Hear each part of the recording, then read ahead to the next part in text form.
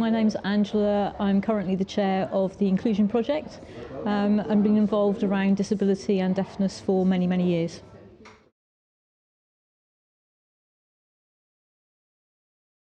One of the things that's most difficult around hate crimes is the fact that often they're a bit like harassment. They start very slowly, very subtly, and then become something a lot larger than they started out to be. So, for example, I've known people that started off as being teasing somebody that was in the community, going about their daily business, found out where they lived, and ended up putting things on, like they were writing about their disability, putting it through their letterbox, banging on their windows, writing graffiti on their walls, and generally making it so that they were unable to leave their house.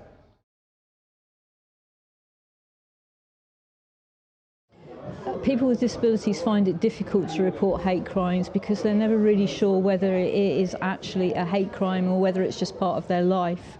So, for example, you always know that you're different, you always know that you don't understand things throughout your life, and so when things happen to you, you're never really sure whether that's just part of the normal life or whether it's actually something that's more than that.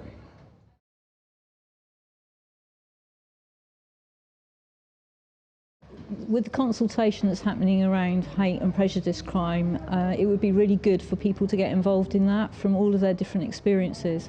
I think one of the challenges is if you do have a disability or a communication difference, it's hard to be involved in the consultation, partly because you don't understand what the hate and prejudice is, so you need some information about that first, and partly because you feel that your voice actually doesn't need to be heard, because what value and what importance do you have?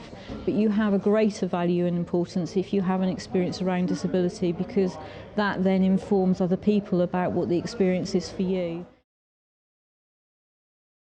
The police quite often are seen as somebody that arrests you, or because you're in trouble you have contact with them, but the police actually have another role, which is in terms of protection, and they can only protect you if you actually go and talk to them. And there's nothing wrong with saying something that actually you're not quite sure whether it is a hate crime or whether something has happened to you which has made you feel sad or sorry or upset or frightened.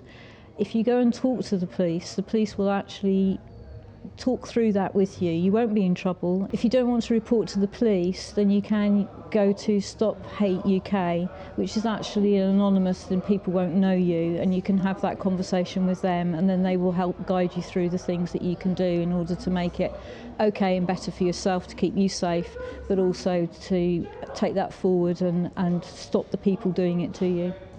We don't want hate in our community. To stop it, report it.